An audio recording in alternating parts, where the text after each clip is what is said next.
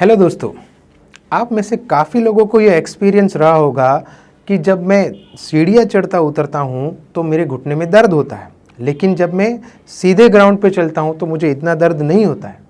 ऐसा डिफरेंस क्यों? क्योंकि अगर घुटना दर्द करना है तो सभी परिस्थिति में दर्द करना चाहिए, लेकिन कुछ कंडीशंस घुटने की ऐसी होती है जहाँ पे जब नी बैंड होता है तभी दर्द होता है, और ये खास करके यंग एज ग्रुप में देखा ज़्यादा जाता है। मेरा नाम डॉक्टर नरेंद्र पटेल है। मैं एक orthopaedic surgeon and knee specialist हूँ। जी हाँ, मैं घुटने के रोगों का विशेषज्ञ हूँ। आज हम बात करेंगे एक स्पेशल प्रॉब्लम घुटने की। जैसे मैं बताऊँ, घुटना 3 हड्डियों से बना हुआ है। ऊपर की हड्डी, नीचे की हड्डी जो हम ऑलरेडी हमने शेयर किया है, उसके साथ में एक दूसरा जॉइंट होता है जिसको पटेलोफेमोरल जॉइंट बोलते हैं, जो ऊपर की हड्डी के साथ यहाँ पे एक ग्रूव होता है। ऊपर की हड्डी में एक नॉच होता है। जैसे कुएं में से पानी निकालते टाइम एक पुली होता है, गरगड़ी, वैसे ही इधर एक नॉच होता है जिसके अंदर एक दूसरा हड्डी जिसको पटेला या ढकनी बोलते हैं, वो उसके अंदर स्मूथली सरकती है। और ये होता है जब हम घुटना मोड़ते हैं। सीधे चलने के टाइम पे उस जॉइंट का इतना यूज़ नहीं होता है, क्योंकि वो ढकनी को उसके अंदर सीधे चलने में सरकना नहीं होता है। लेकिन जब भी हम घुटना मोड़ते हैं तब ये ढकनी उस नॉच में सरकती है, जिसकी वजह से हमारी एक स्मूथ बेंडिंग मूवमेंट होती है। और इसको स्मूथली सरकाने के लिए दोनों तरफ एक प्रॉपर मसल बैलेंस होता है, अंदर की ओर और बाहर की ओर, जो घुटने की गरगड़ी को, ये ढकनी को आसानी से सरकाती है। और इस टाइम पे हमको कोई भी पेन ना हो, उसके लिए दोनों तरफ, मतलब नीचे की हड्डी में भी एक स्मूथ आवरण कार्टिलेज होता है और इस हड्डी के पीछे भी एक स्मूथ आवरण कार्टिलेज होता है, जिससे हमें घुटने की कोई भी परिस्थिति में दर्द नहीं होता है। लेकिन काफ़ी ऐसी कंडीशन है जहाँ पे इस टाइप का दर्द, जैसे चढ़ना उतरना, सीढ़ियाँ चढ़ना उतरने में दर्द आता है, जैसे कि आपका वेट ज़्यादा हो या तो प्रेगनेंसी के बाद। और काफ़ी बार हम लोग ओवर यूज़ करते हैं, जैसे नीलिंग एक्टिविटी, मतलब नीचे पूरा मोड़ के काम करना। जैसे घर पे हमारे मेड एंड सर्वेंट काम करते हैं, को पोछा लगाना कचरा वगैरह में, तब इस परिस्थिति में ये चीज़ सीधा कांटेक्ट में आती है।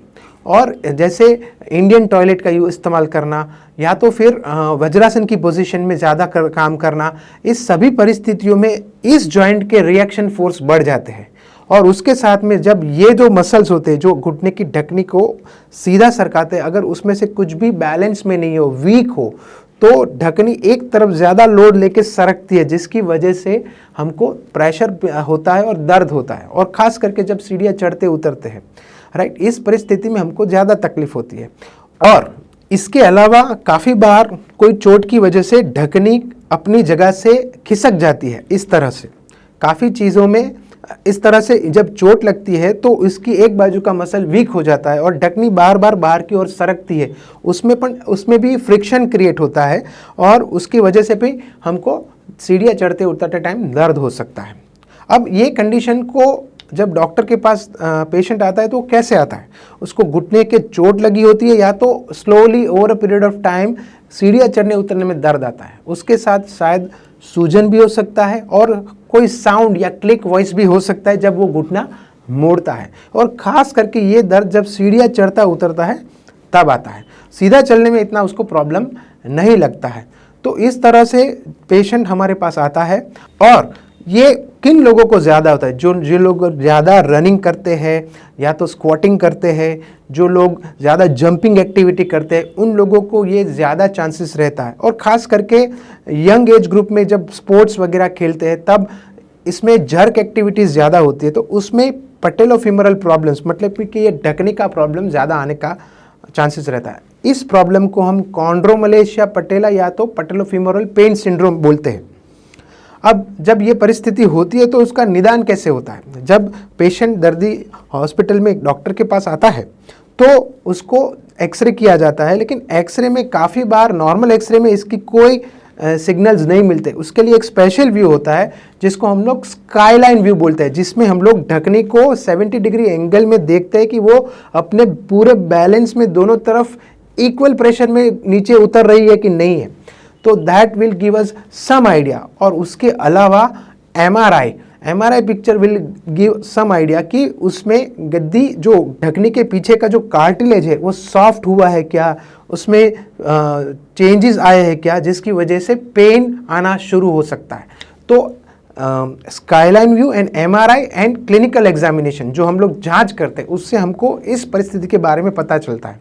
अब उसको ट्रीट कैसे किया जाए, क्योंकि ये बहुत ही यंग एज ग्रुप में बहुत ही डिसेबलिंग कंडीशन हो सकता है, आपको रनिंग वगैरह एक्टिविटीज़ में ये तकलीफ दे सकता है। तो उसके लिए हमको खास करके कुछ स्पेसिफिक चीज़ें करना बहुत ज़रूरी है। सबसे पहले जब आपको ज़्यादा दर्द हो तो आप जो भी एक्टिविटी से इससे दर्द आ रहा हो उसको बंद करना चाहिए। शायद वो रनिंग हो सकता है या तो बहुत ज़्यादा सीढ़ियाँ चढ़ना उतरना है तो पहले घुटने को रेस्ट दिया जाए, राइट, उसको आइसिंग किया जाए जिसकी वजह से उसमें ज़्यादा दर्द या ज़्यादा सूजन ना आए।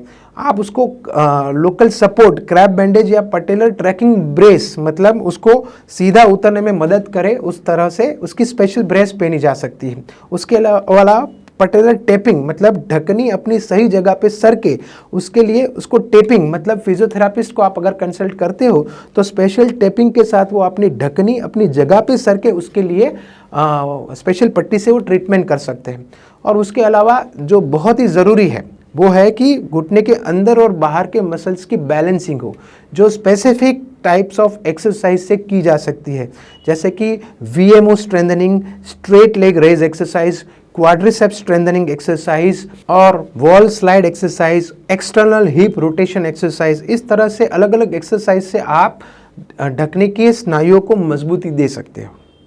और इसके अलावा हमें क्या नहीं करना चाहिए, स्पेशली अगर आप कोई जिम वर्कआउट कर रहे हो तो आपको डीप स्क्वाटिंग एक्सरसाइज या लंजेस अवॉइड करनी चाहिए, because in this activity in this type of exercises इसके अंदर जो जॉइंट प्रेशर बनता है वो बहुत ज़्यादा बनता है और ढकने का घिसारा जल्दी आ सकता है। तो ये सब परिस्थिति है जो ढकने के घिसारे को हम रोकने के लिए कर सकते हैं। दूसरा, हम इसको अवॉइड करने के लिए क्या क्या कर सकते हैं, राइट। तो सबसे पहले आपको ये देखना है कि अगर आप रनिंग कर रहे हो या तो बहुत ज़्यादा सीढ़ियाँ चढ़ना उतरना आपके रूटीन वर्क में है तो आप उसको ज़्यादा कंफर्टेबल बनाने के लिए पहले अपने आप में ये देखिए कि क्या आपका वेट ओवर तो नहीं है जिससे घुटने के ऊपर पड़ता है लोड ज़्यादा ना पड़ रहा हो, तो उसको पहले ऑप्टिमम रेंज में लाए। उसके अलावा आप पटेलर ट्रैकिंग ब्रेस पहन सकते हैं जिसकी वजह से वो बार बार उसके ऊपर पड़ता हुआ प्रेशर निकल जाए। उसके अलावा आप उसकी स्पेसिफिक एक्सरसाइज जो हमने अभी बातचीत की वो आप कर सकते हो जिसकी वजह से आपको फायदा मसल का बैलेंस बराबर हो और ज़्यादा से ज़्यादा ढकनी अपनी नॉर्मल जगह पे सर के। और जैसे मैंने प्रिवेंशन के बारे में बोला उसमें एक चीज़ और बहुत ज़रूरी होता है, अच्छे स्पोर्ट्स वेयर या स्पोर्ट्स शूज़ पहने जिसकी वजह से ज़मीन से आता हुआ जो रिएक्शन फोर्स है वो कम से कम हो। और दूसरा चीज़ लेडीज़ में खास करके इस प्रॉब्लम में एक चीज़ जो देखी गई है वो हाई हील्स। आप हाई हील्स अगर पहनते हो तो आपको पैटेलोफीमोरल पेन आने का चांसेस ज़्यादा रहता है, तो वो भी अवॉइड करने की कोशिश कीजिए। तो ये सब चीज़ें जब हम करते हैं और साथ में जब हम रनिंग या कोई भी एक्सरसाइज करते हैं उससे पहले warm up stretching exercise muscle को तैयार करने की एक्सरसाइज को ज़्यादा जोर देना चाहिए। ये सब करने से ढकने की सरकने की परिस्थितियाँ अच्छी तरह से बनती है और हमको दादर चढ़ने उतरने में दर्द आने की संभावनाएं कम हो जाती है। आशा रखता हूं दोस्तों मेरा ये वीडियो आपको पसंद आया होगा। जो हमने आज पैटेलोफीमोरल पेन सिंड्रोम के ऊपर बातचीत की वो आपको रूटीन लाइफ में कहीं ना कहीं हेल्प करेगा, कैसे मैं अपने ढकने की प्रॉब्लम्स को अच्छी तरह से सॉल्व कर पाऊँ। थैंक यू दोस्तों, आशा रखता हूं कि आपको आज का ये वीडियो जो पैटेलोफीमोरल पेन सिंड्रोम के बारे में है वो आपको पसंद आया होगा। आप इसको ज़्यादा से ज़्यादा लोगों के साथ शेयर कीजिए।